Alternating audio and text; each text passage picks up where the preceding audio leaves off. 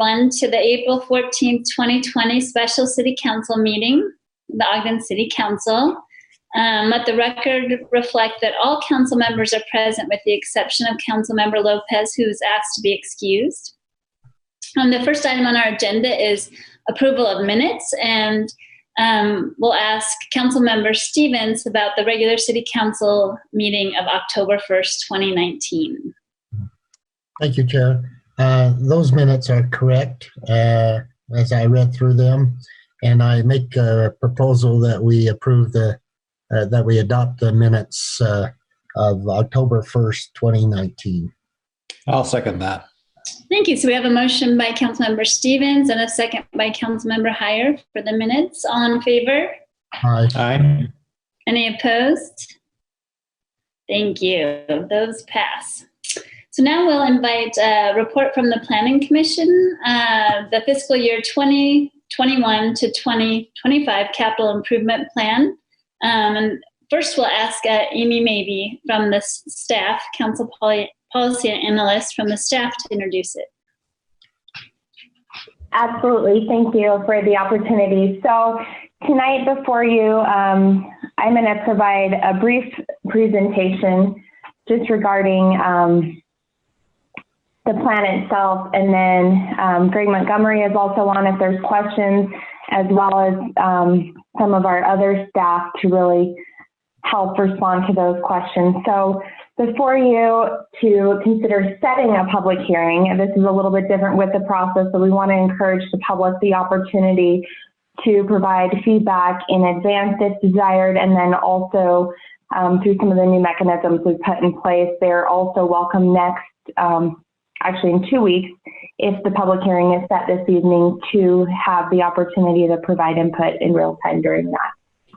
So with that, the capital improvement plan really is designed to schedule, finance, and construct capital improvements in the upcoming fiscal year, and really more of a projection for the following 4 fiscal years. And I will added this on after our work session discussion, but emphasize here that there is no funding that's allocated as part of the plan being adopted. And all of that is determined during the budget process, not during this process. This is more of an identification of capital needs and improvements that need to happen in the city, looking at, developing project briefs to scope those needs out. And then once the budget comes, the plan is used to kind of help inform the budget, but in no way, shape, or form does this have any budget implications with that.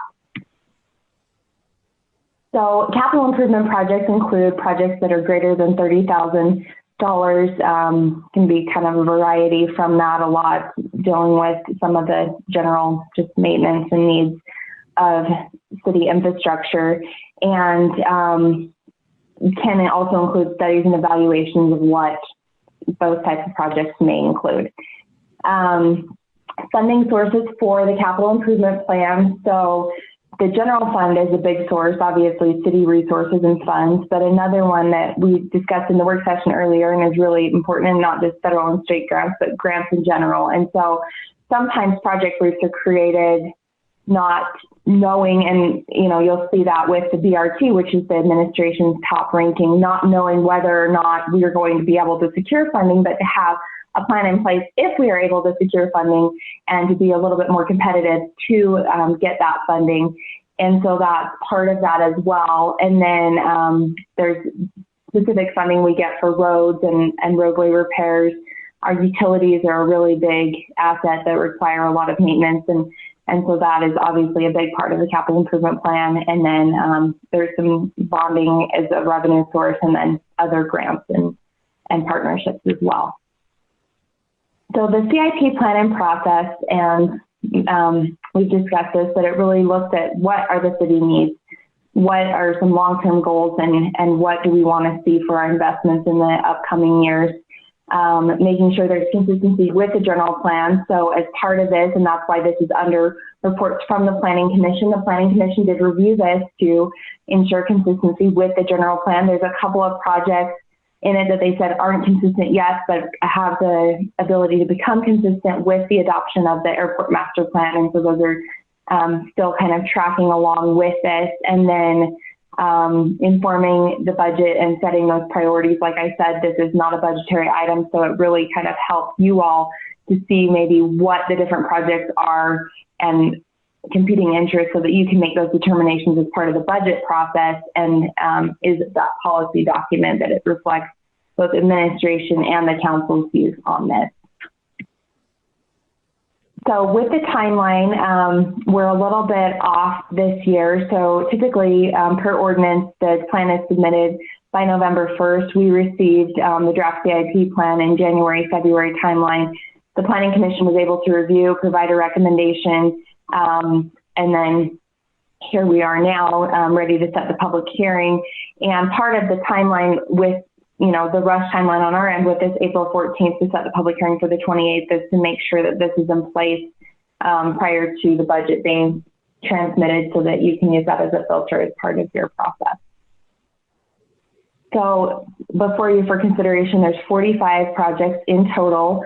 Most of those are general and enterprise fund projects, but there are also some that are for the utility funds. So the other enterprise fund projects are the airport and golf courses, and then 3 ramp grant funds. So again, the ramp stuff, or the grant funding mechanism. And then there's 19 new projects, 20 removed, and some of that is, with some changes to leadership and who's at the helm and different positions. And then 3 projects looked at, costing more than was prior projected. So to fund all projects, we do not have the funding available, but it is $106 million that would be required to be able to accomplish that. So with that, under the proposal, and this is really, again, not actual dollars, but the costs associated with funding the project, majority would be within the Public Services Department and kind of trickle through some of the other departments as well to address their needs. And I guess just one thing to note, hopping back to this slide, the fire department. So there has been a proposal before you and actually has been discussed amongst all of you. The public hearing was set last week, and that is for fire department, fire station number 4. And so that would be removed from these numbers. I got received confirmation of that today. So this is just a further breakdown of that information. And then in the enterprise funds, this shows kind of the differences there. And so water, utility, sanitary sewer are the highest, then the airport, storm sewer, and the golf course is a very limited piece of that pie. And this breaks down the further numbers and needs. And so right now, if per the plan funding were available, it would require $35.7 million to fund the project. With the COVID-19, with many of the other things happening, obviously, there's a likelihood that we wouldn't get to that level, but that's just the projection, once again, of what could occur. So there's kind of the overall breakdown in what the funding would be anticipated. Again, with as many things as are happening, we don't know how that funding would really come into play. This is just more a projection. So administration's top 10 priorities, and appreciate the comments in the work session. I'm going to adjust this for our next presentation for this, but with the fire station 4 being proposed for funding in this fiscal year, that would be removed, and then the next project for Monroe would be moved up. So these are the projects that administration is ranked as their top projects in the plan right now. And you all have been asked to also provide your rankings for your top 10 as part of that. So just highlighting the projects, there's a lot of changes in the airport. And once again, that's a personnel change. We've gotten a new airport manager, and he's kind of redefined some of the vision for what needs to be accomplished based on his expertise. And then, some changes with funding for Lester Park to really get that moving forward. And we had some discussion in the work session on that. Marshall White improvements, and there's more to come on that. There will be a project brief and a possibility of that running in tandem with this plan as well. And then sidewalks, curb, and gutter, a slight reduction in that, and that sounded like there wasn't full utilization of the 50/50 program, and so they were looking at funding it more to other sidewalk projects. And then, as you discussed with the bond, the water and sanitary sewer master plan project. So for next steps, if you all are comfortable this evening, you'd set the public hearing for the consideration on the 28th, and then we'll have the plans in place for the mayor's budget presentation on May 5th. Any questions for me this evening?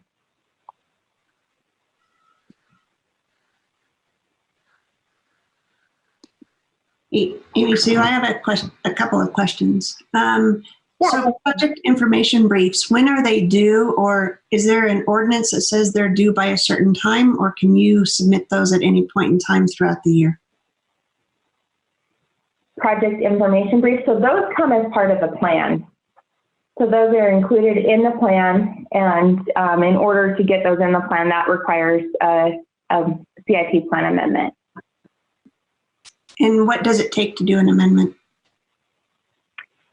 So we actually, these questions are perfect because we had a discussion this morning with legal to kind of navigate this and scope this out a little bit more. So right now, that's just transmitted from the administration, or you all could suggest and propose, and we could work through those details, but it is an adoption in a public meeting, and that's kind of the process.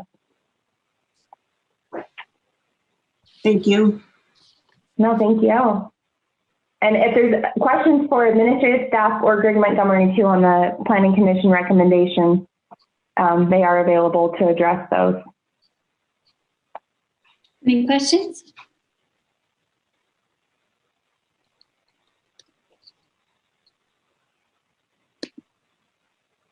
I don't see any questions. Thank you so much, Amy. You're welcome.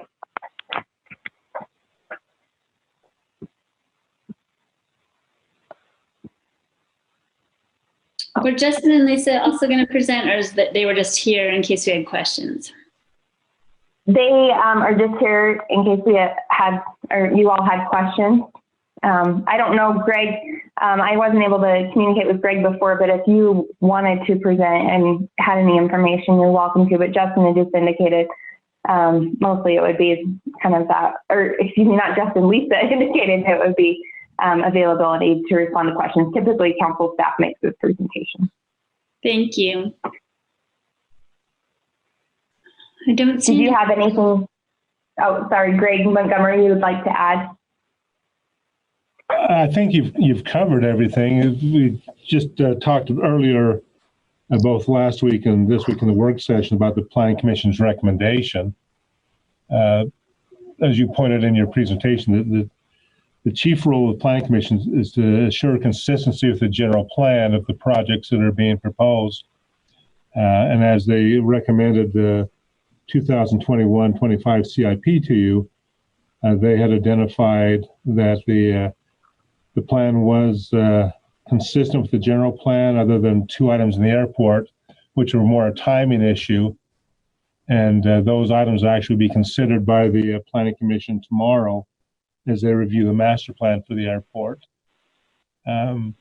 There's also another item which has been discussed, that in the Planning Commission's recommendation, it not being a unanimous vote, it was not because of consistency of the plan, consistent with the general plan issues, is more that certain items put into the motion were not deemed appropriate by those members as being the authority the commission has in making recommendations to you.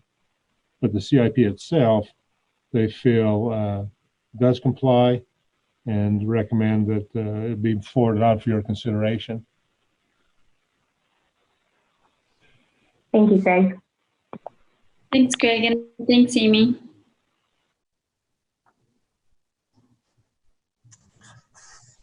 Are you ready for a motion, Chair? Yeah, I was just going to say that. Thank you so much, Councilmember Heyer. Okay, concerning proposed ordinance 2025-15, I would make a motion that we set the public hearing for April 28th, 2020 on that item. Second. Great, so we have a motion by Councilmember Heyer and a second by Councilmember White to set the public hearing for April 28th, 2020 for proposed ordinance 2020-15. This is a voice vote. All in favor? Aye. Any opposed? Great, that passes.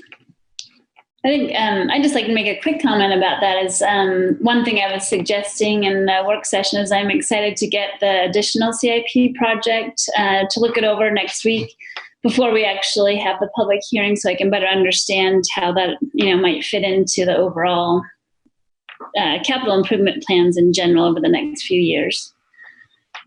Great. So new business is we have a resolution for extending the state of emergency, and that will be presented by Janine Eller-Smith, the Council Executive Director.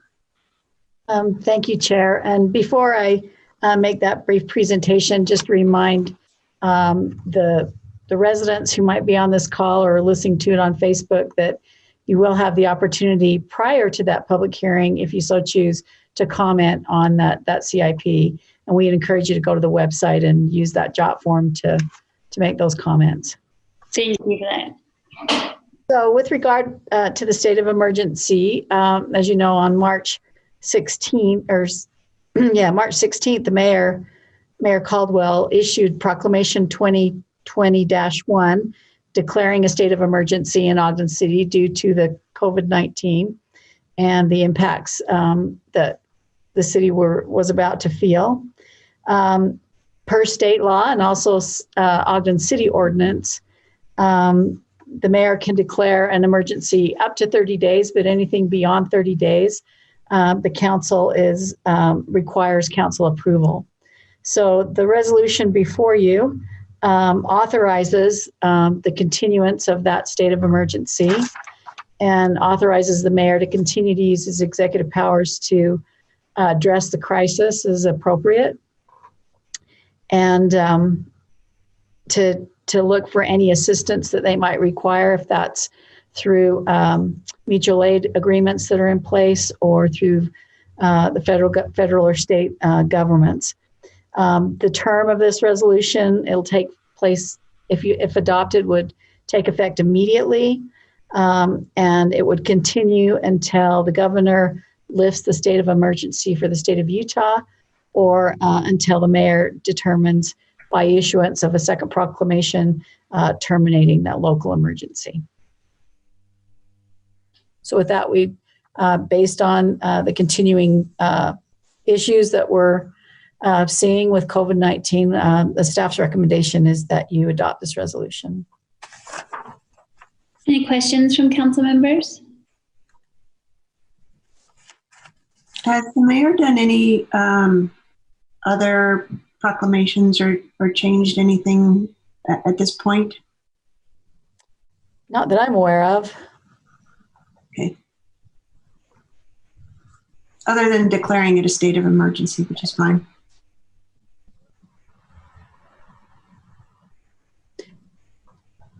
Great. So I'd be happy to entertain a motion. Chair, I would make a motion concerning Resolution 2020-8 that we adopt that ordinance extending the state of emergency that the mayor proclaimed. Second. So we have a motion by Councilmember Heyer and a second by Councilmember Stevens for proposed Resolution 2020-8 authorizing the continuation of the state of emergency. This is a roll call vote. Councilmember Nadolski? Aye. Councilmember Heyer? Aye. Councilmember Stevens? Aye. Councilmember White? Aye. Vice Chair Blair? I saw him mouth the words aye, but I think he's on mute. On mute.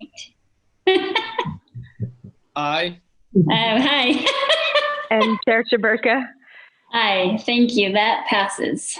And thanks for all of your work on that, Janine. You're welcome.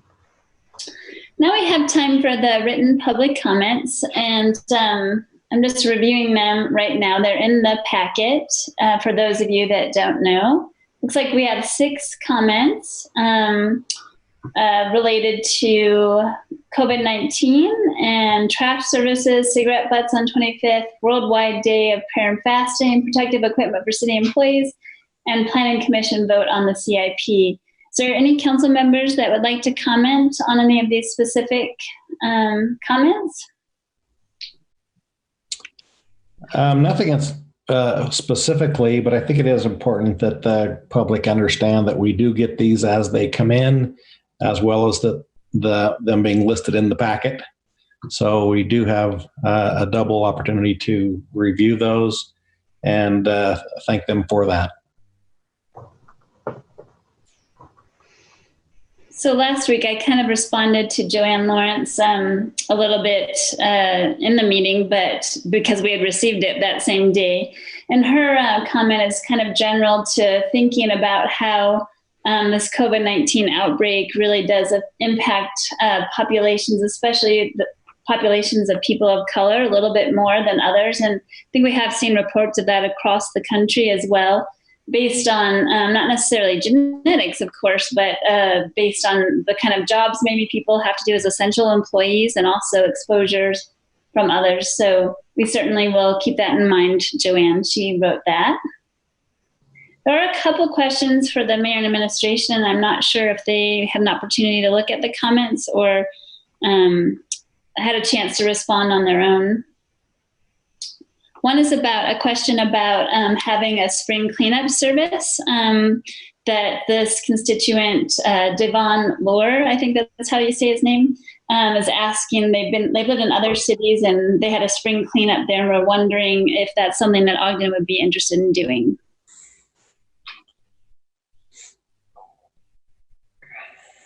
So Chair Chaburka, maybe I can answer. I actually, it's a Devon is a woman. Oh, sorry. It's all right. She, I hooked her up with Jay Louder in the public services and pointed them towards the dial dumpster. You may recall that the city used to do a spring cleanup, but they've gone to the dial dumpster program. And so I think that Vince Ramos was going to work with her on that. Oh, great. Thanks so much, Janine. And I apologize to her about that. There was another comment about the amount of cigarette butts on 25th Street, which that's too bad. People should really clean up after themselves. And then we were all invited to participate in the Global Fast on Good Friday. I got that in my personal email as well, and we really appreciate Travis Pate for reaching out about that.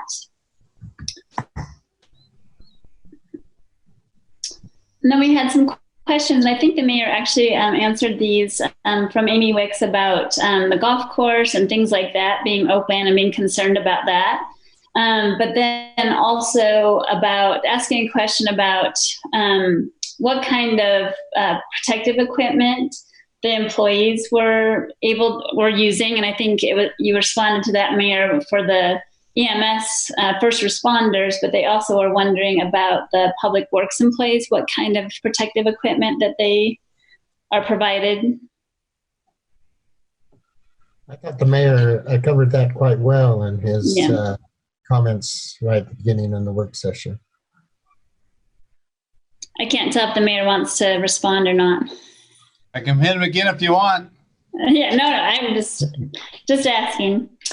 And then finally, there was a comment submitted by Angel Castillo about the misunderstanding about the Planning Commission, the proposal and understanding of what the proposal, the recommendations were that came forward.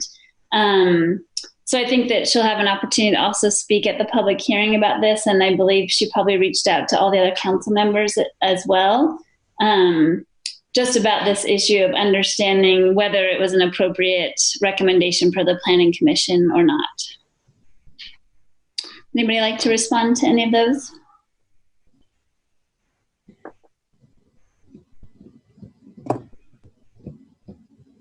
Okay, great. So then we will take general comments from the mayor.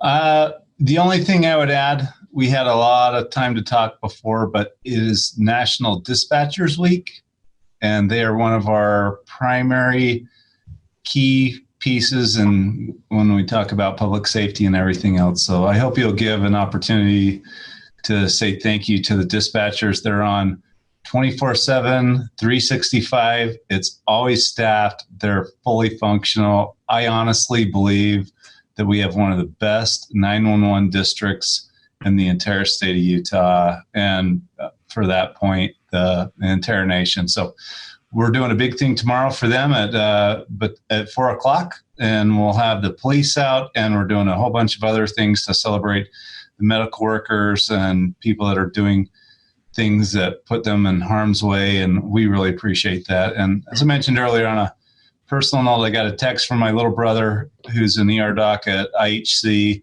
and he's part of a team being flown to New York City on Thursday to work and to help with that. And I kind of think those are the things that make America great. And I'm proud of my little brother. I'm proud of those people that are on the front lines of everything that's going on, and appreciate everybody being patient, not panicking. This has been a difficult month, an unbelievably difficult month for everybody. Home teaching their kids, worrying about toilet paper, worrying about everything else.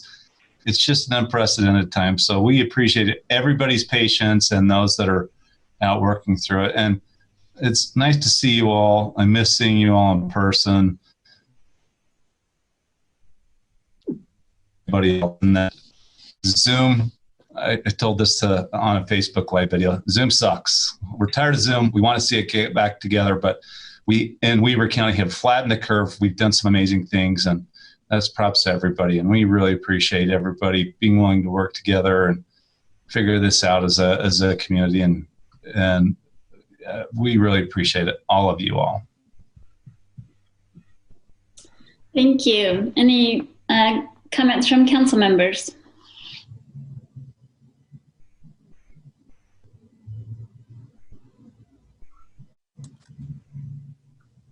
Zoom sucks. Yeah, I was going to say, I see no movement, but yeah, is that all? Councilmember White?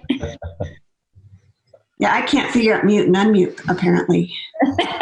It's hard to know. I know the minute you think, oh, it's never going to happen to me, it happens to you. So great. Well, I thank all of you so much for your time, and I appreciate those constituents that might be joining us and watching our meetings and attempting to stay engaged. And I also, too, want to really shout out to all the staff members and the administration for the hard work they're doing to, just really try to keep our community safe. And I think, I, too, have a lot of concerns about people congregating together, even though it seems like we're going a little stir crazy, in the house and want to get out in the spring weather. I just really encourage people to think about every decision we make right now really can impact someone's life. And it may not be yours or your family members, but it could be somebody else's. So, when I went out shopping this weekend, I wore my homemade mask because it's more about me not giving it to other people, even though I don't have any symptoms at all. They may not be present and I wouldn't even know it. So really thinking about all the decisions we make and how it might impact other people is really important. So I appreciate everybody's efforts in those ways.